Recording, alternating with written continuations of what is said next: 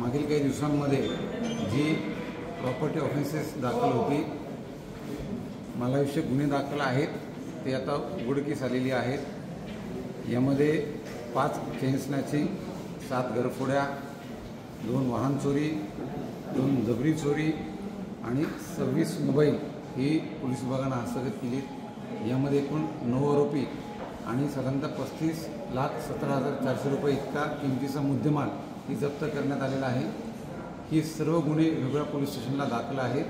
मागील काही दिवसांमध्ये ही दाखल झाली होती। आमच्यासमोर ते आव्हान होतं आणि स्थानिक गुन्हे अन्वेषण शाखा, त्याचबरोबर स्थानिक पोलिसांचं गुन्हे प्रकटीकरण पथक यांनी ही चांगली भरीव कामगिरी केली आहे। यामध्ये आम्ही प्रयत्न करत आहोत की जास्तीत जास्त आपल्याकडे हे गुन्हे दाखल होत आहेत ते उघडकीस येतील आणि संपूर्ण 100% मुद्देमाल या गुन्ह्यांमधला आम्हाला हस्तगत करता येईल। तसंच या गुन्ह्यांना आळा घालण्यासाठी आपण सातत्यानं कोमिंग ऑपरेशन करतोय। आरोपींचा जे रेकॉर्डवरचे आरोपी गुन्हेगार आहेत त्यांचे आदानप्रदान आपण करतोय, जेणेकरून यांच्यावर आमचं लक्ष राहील। आणि सर्व नागरिकांना मी आश्वस्त करतो, पोलीस विभाग काम करत आहे। आपणही काही जागरूक नागरिक म्हणून काही गोष्टींची खबरदारी घेणं गरजेचं आहे।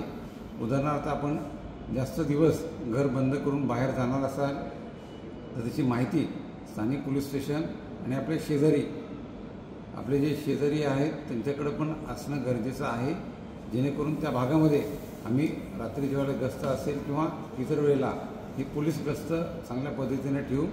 त्या भागामध्येही आपलं फिक्स पॉईंट आम्हाला नेमणं सोपं जाईल। स्थानिक ग्रामरक्षक दल आहे, तंटामुक्त समिती आहे आणि पोलीस पाटील संघटना आहेत।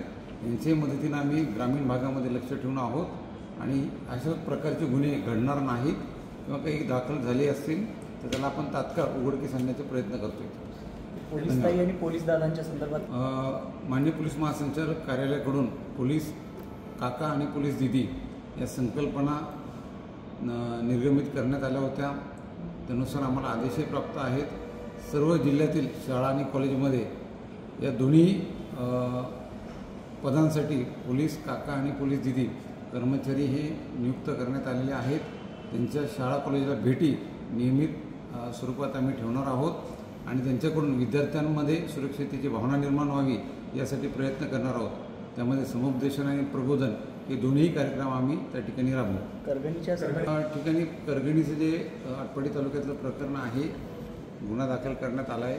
सर्व आरोपींना पण तात्काळ पोलिसांनी ताब्यात घेतलेलं आहे, तर अटक केलेली आहे आणि यातील पुरावे पण आम्ही घेत आहोत, जेणेकरून ही घटना कशामुळे झाली, काय गोष्टी कारणीभूत आहेत आणि लवकरात लवकर आम्ही याचं दोषारोपपत्र पण माननीय न्यायालयामध्ये सादर करू।